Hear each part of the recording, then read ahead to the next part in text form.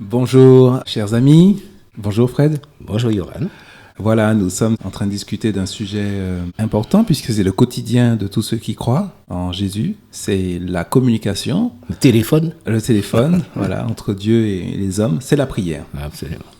Alors, on a vu différentes choses déjà. On a discuté de, pourquoi prier, à quoi ça sert, quel est le sens de la prière, quelles sont les raisons pour lesquelles on prie. On a aussi discuté de comment prier. Est-ce qu'il y a une façon? Est-ce qu'il y a une méthode? Et on a vu qu'il y a quand même des grands principes qui sont donnés par le Christ lui-même. Il a même donné ce qui n'est pas un modèle en ce qui concerne ce qu'on a à dire. Tout à fait. Mais puisque la prière doit être spontanée, on a insisté aussi là-dessus. Voilà. Mais il a donné quand même des repères. Voilà, une manière de s'approcher de Dieu.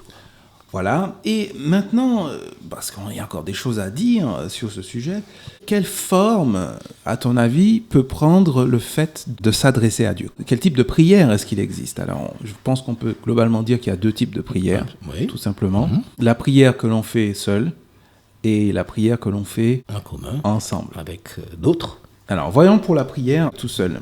Matthieu chapitre 6, verset 6.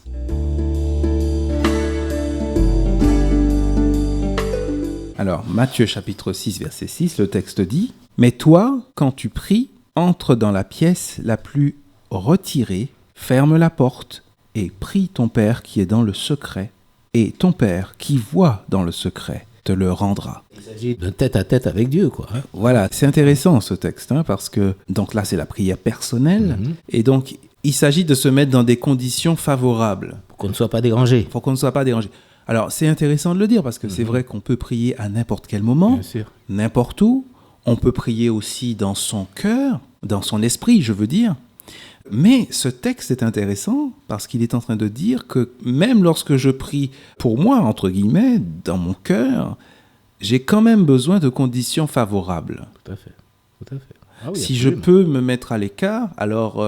Même choisir un endroit particulier où je vais ainsi donner ce rendez-vous, où Dieu me donne rendez-vous et où nous allons vraiment nous entretenir ensemble. Je pense que c'est important d'insister là-dessus parce que c'est vrai qu'on a tendance à dire que bon, on peut prier n'importe où, c'est vrai qu'on peut prier n'importe où, mais tous les moments ne sont pas propices, tous les endroits non plus ne sont pas propices à cela. Donc... veiller à cette... éviter la distraction. Exactement. Je crois que c'est dans ce but. Donc voilà, à bon entendeur, même lorsque je prie dans mon cœur, je crois que c'est bien aussi que je mette un petit moment à part ou dans un lieu à part aussi pour avoir cette qualité tout à fait. De contact avec Dieu. C'est son lieu de rendez-vous avec Dieu, évidemment, tout en sachant que l'on peut prier partout, ça c'est sûr. Mais cet endroit montre que, comme si chaque jour on se rencontrait avec lui, tranquillement, dans ce lieu particulier. Ben, c'est la même chose lorsque quelqu'un nous appelle, lorsque quelqu'un est en contact avec nous par téléphone ou tout ça. Lorsqu'il y a du bruit, on n'est pas dans le bon endroit ou tout ça, qu'est-ce qu'on fait? Eh bien, on s'écarte un peu, n'est-ce pas?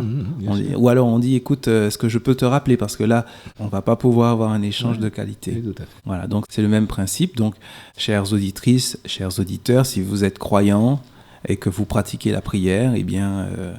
voilà un principe intéressant, même pour la prière personnelle, eh bien, privilégier cette qualité de contact avec Dieu. Et pourquoi pas quotidienne. Réserver ce moment à Dieu. Régulièrement, chaque jour, vous êtes en tête-à-tête avec lui. Il apprécie beaucoup cela. Tout à fait. Parce qu'il a des choses à dire, comme nous l'avons fait remarquer la dernière fois. Il a des choses à dire et il est prêt aussi à nous écouter. Voilà. On se met sous son influence. Et voilà. Une qualité, un suivi. Qualité de relation suivie. Alors, la prière ensemble maintenant. Est-ce qu'on peut prier ensemble? Eh bien, c'est une pratique. D'après la Bible, oui. Ah oui, même le Christ a encouragé, là où 2 ou 3 sont assemblés. Exactement, Matthieu 18, tout à fait. Voilà, véritablement un encouragement à partager aussi ces moments de prière. Alors, voyons un texte qui parle un petit peu de ça, puis ensuite on va discuter un petit peu de l'aspect collectif de la prière. Actes chapitre 12, si tu veux bien lire ce texte. Oui. Actes chapitre 12, verset 12. Après avoir réfléchi, l'apôtre Pierre, se dirigea vers la maison de Marie, mère de Jean, surnommé Marc, où beaucoup de personnes étaient réunies et priaient. Voilà, une pratique courante apparemment dans le Nouveau Testament, parce qu'on retrouve d'autres textes, Actes chapitre 1, etc., où on retrouve les premiers chrétiens qui prient ensemble. Et qui se concertent pour cela. Ils décident, ils disent, voilà, nous voudrions prier ensemble. Exactement. Et ils le font. Voilà. Jésus propose aussi à ses disciples de prier à plusieurs reprises. À quoi sert la prière collective ? Moi, je pense d'abord que c'est un moment d'édification mutuelle, parce que nous écoutons en même temps la prière qui est prononcée.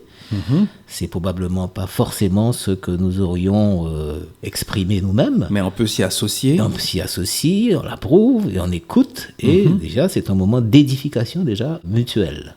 C'est vrai. Il me semble que c'est c'est important. Et puis, le fait de se mettre ensemble dans la présence de Dieu, nécessairement crée un lien. Je n'ai pas les mots pour expliquer ça, mais lorsqu'on a vécu un moment de prière, je parle pour moi, lorsque j'ai vécu un moment de prière avec d'autres personnes... On est proche de ces personnes. Voilà, il y a un lien clairement qui s'est créé parce que nous vivons la même expérience. Absolument. Nous partageons une expérience commune. Voilà, c'est ça. Et forte, puisqu'il s'agit de la relation avec celui auquel nous devons tout. Finalement. Exactement. Et donc, en nous rapprochant de ce personnage commun, eh bien, nous nous rapprochons inévitablement les uns des autres. La prière en commun, c'est aussi l'occasion de prier les uns pour les autres. Être solidaire. Être solidaire, parce que lorsque l'un exprime quelque chose, eh bien, on peut le reprendre dans sa prière, on peut s'associer, le porter aussi. Donc, il y a une dimension de solidarité aussi, effectivement, dans la prière collective. Dieu nous a encouragés à la prière collective. Et puis, n'est-ce pas aussi un moment de partager sa foi commune. C'est-à-dire que moi, j'imagine toujours, en tout cas cette impression, même plus qu'une impression, c'est qu'il y a là une sorte de complémentarité dans l'exercice de la foi. Quand on prie, c'est qu'on fait preuve de foi envers Dieu. La prière prend d'autant plus de volume que c'est une sorte de cumul d'expériences personnelles.